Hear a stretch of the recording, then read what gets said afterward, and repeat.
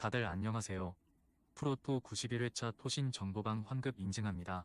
당첨금은 세후 금액인 거 알고 계시죠? 다들 아시겠지만 한 경기 취소되어 당첨금이 반토막 났지만 그래도 당첨 모두 축하드리며 오늘 경기도 분석 시작해보겠습니다. 금일 첫 번째 경기 요미우리 대 야쿠르트 분석 시작해보겠습니다. 교류전 승률 5할을 맞추는데 실패한 요미우리 자이언츠는 토고 쇼세이 6승 3패 1.85가 시즌 7승 도전에 나선다. 14일 리포넴 원정에서 2실점 완투승을 거둔 토고는 교류전에서도 에이스의 투구를 꾸준히 이어간 바 있다. 5월 10일 야쿠르트 원정에서 7이닝 무실점 승리를 거두었는데 홈에서의 호투 역시 충분히 기대해 볼 수 있다. 교류전에서 기복이 대단히 심한 모습을 보여준 요미우리의 타선은 홈런은 잘 때려내는데 그 외의 공격이 안 되는 문제를 여실히 드러낸 바 있다. 최다 병살타를 기록한 팀 타선은 그나마 오카모토, 카즈마가 살아나기 시작했다는 게 다행일 것이다.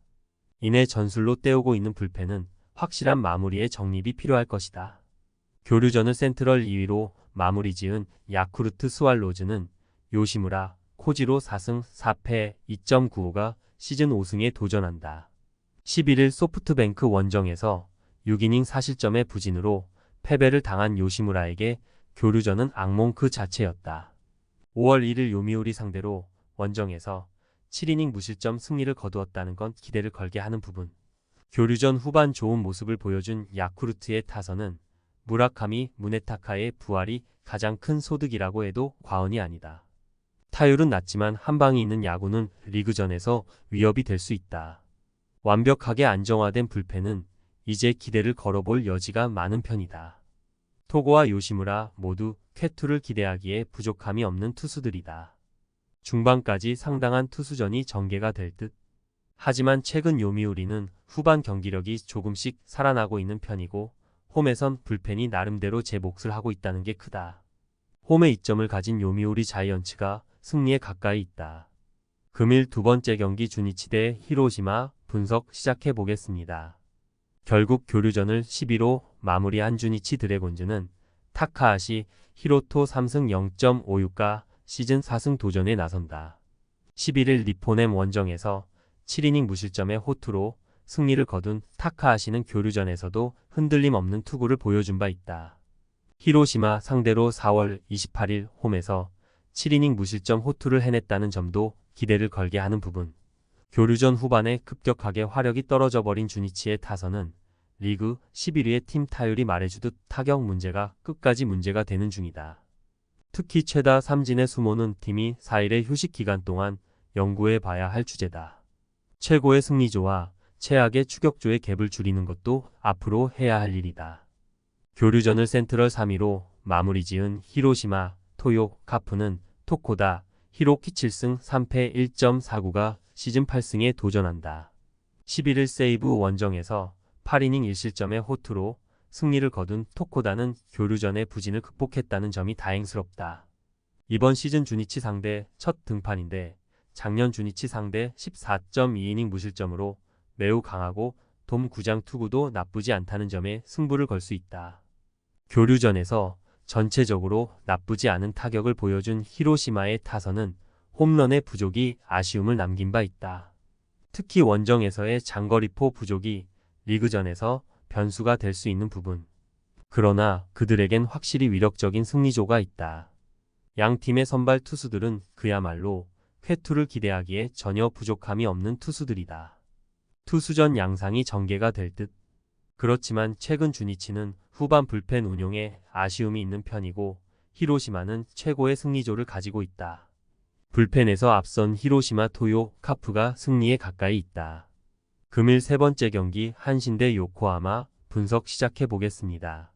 사요나라 폭투로 신승을 거둔 한신 타이거즈는 니시 6기 3승 3패 1.52가 시즌 4승 도전에 나선다. 13일 오릭스 원정에서 6안타 완봉승을 거둔 니시는 교류전의 부진을 마지막에 멋지게 극복한 바 있다. 4월 4일 DeNA와 홈 경기에서 5.1이닝 3실점 패배를 당했지만 쿄세라돔이 아닌 코시엔의 니시라면 이야기는 다르다.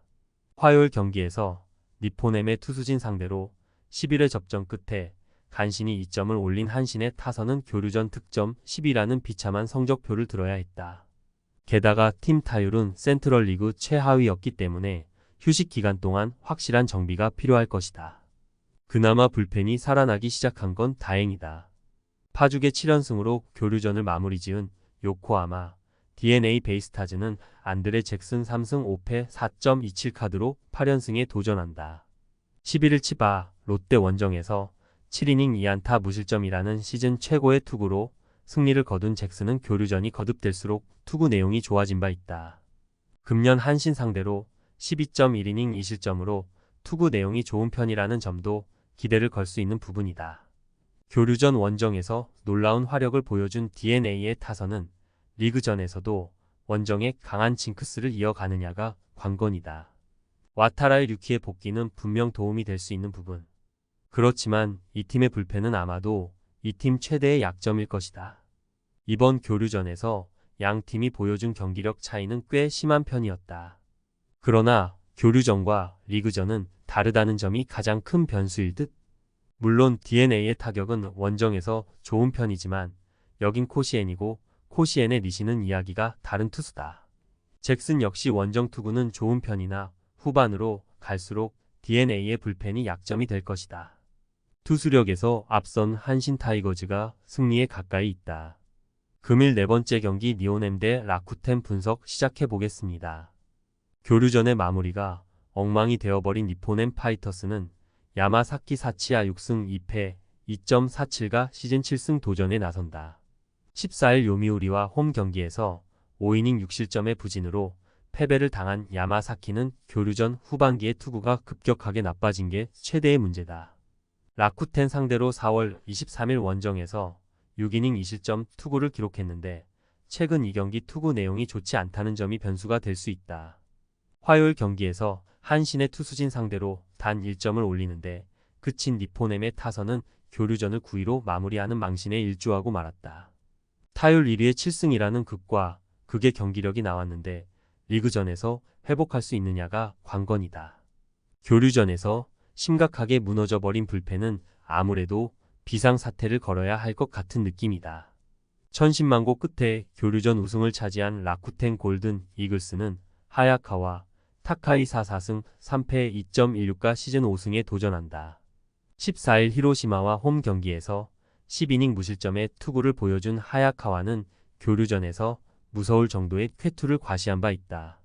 니포넴 상대로 금년 홈에서 8이닝 1실점 호투를 해냈는데 돔 구장에서 투구가 흔들리는 문제가 유일한 변수가 될 수 있다. 교류전에서 원정보다 홈 경기 타격이 좋았던 라쿠텐의 타선은 리그전에서 원정 타격이 변수가 될 전망이다. 4일의 휴식은 악재로 작용할 가능성이 있는 편. 불펜이 확실히 정립된 건 앞으로의 반격에 도움이 될 수 있다. 교류전에서 라쿠텐은 우승을 차지하면서 기세를 올렸다. 그러나 교류전과 리그전은 이야기가 다른 게 현실. 홈으로 돌아온 야마사키는 반등이 가능하고 최근에 하야카와는 에이스급 투구를 이어가는 중이다.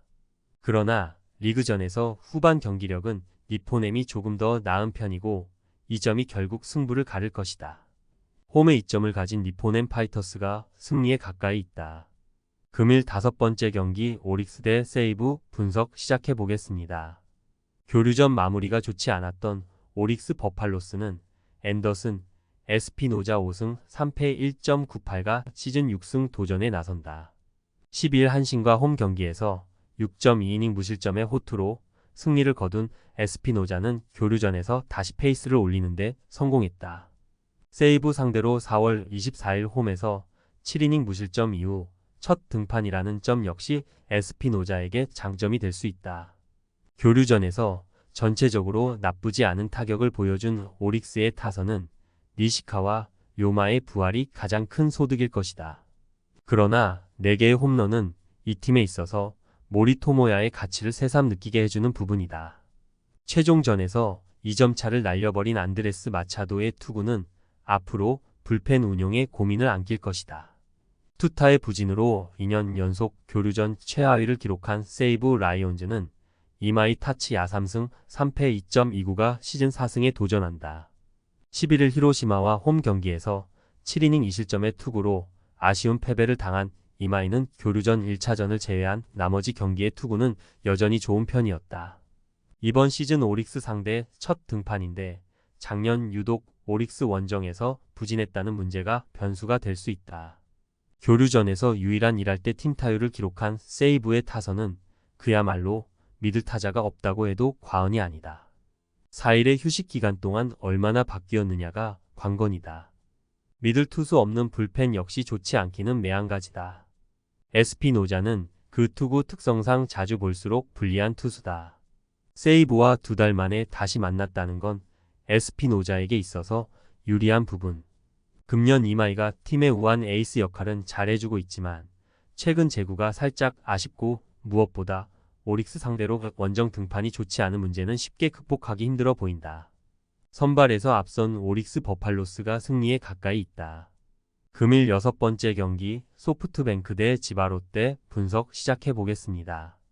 아쉽게 교류전 우승을 놓친 소프트뱅크 호크스는 칼 스튜어트 주니어 1승 2패 2.09가 시즌 2승 도전에 나선다. 8일 DNA 원정에서 6이닝 3안타 무실점의 투구를 보여준 스튜어트는 치바, 롯데 원정만 아니면 야외 경기에 잘한다는 걸 보여주었다.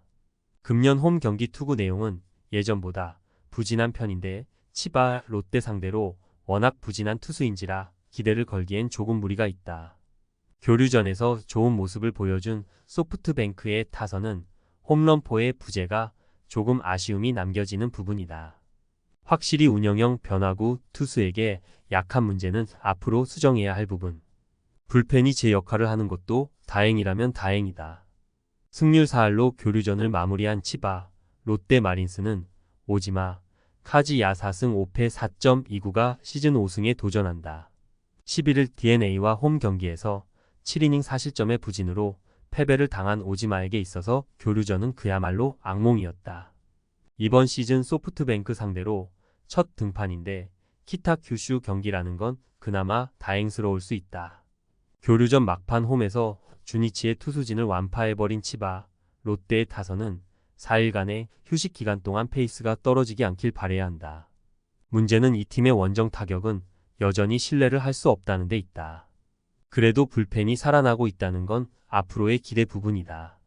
소프트뱅크의 타선은 홈 야간 경기에 강점이 있는 편이다.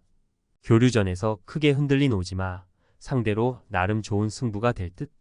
하지만 스튜어트 역시 치바, 롯데에게 약하다는 문제가 있다. 은근히 타격전 가능성이 있는데 양 팀의 후반 불펜 운용에 있어선 소프트뱅크가 조금 더 낫고 무엇보다 더 이상 키타 큐슈에서 소프트뱅크는 부진하지 않다. 전력에서 앞선 소프트뱅크 호크스가 승리에 가까이 있다.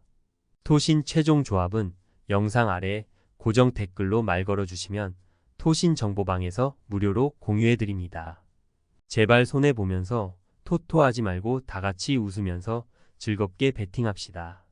함께 하실 분들은 부담 갖지 마시고 편하게 말 걸어주세요.